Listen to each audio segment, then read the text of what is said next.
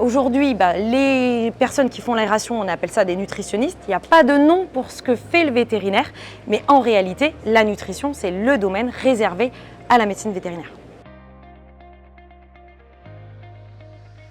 Le vétérinaire, il a toute sa place en nutrition en élevage, puisque la nutrition, c'est le lien entre l'alimentation et la santé. Et comme le vétérinaire, c'est le garant de la santé, en fait, la nutrition, par définition, c'est vraiment son domaine, puisque c'est ce qui fait le lien entre l'alimentation et la santé. Donc, un vétérinaire qui ne fait pas de nutrition, en fait, il y a tout un volet de son activité qu'il n'occupe pas, alors que c'est réellement sa place.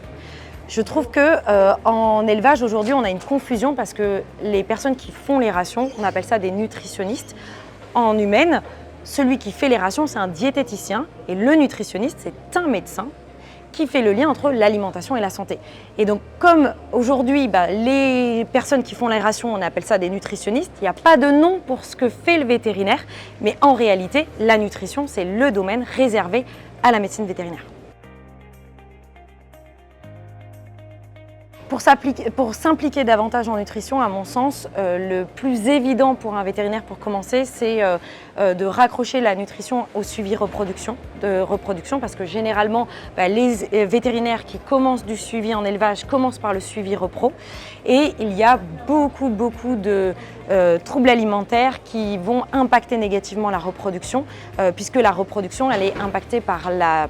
préparation au vélage et le démarrage en lactation et c'est là où on a le plus de travail en tant que nutritionniste puisque c'est aussi là où on va avoir le plus de pathologies liées à la conduite alimentaire et donc si un vétérinaire voulait démarrer en conseil en nutrition, moi je lui conseillerais de démarrer d'abord sur les élevages qu'il a en suivi repro pour que en fait, ces problématiques qu'il rencontre dans son suivi repro, il puisse remonter aux causes alimentaires généralement héritées de la période péripartum.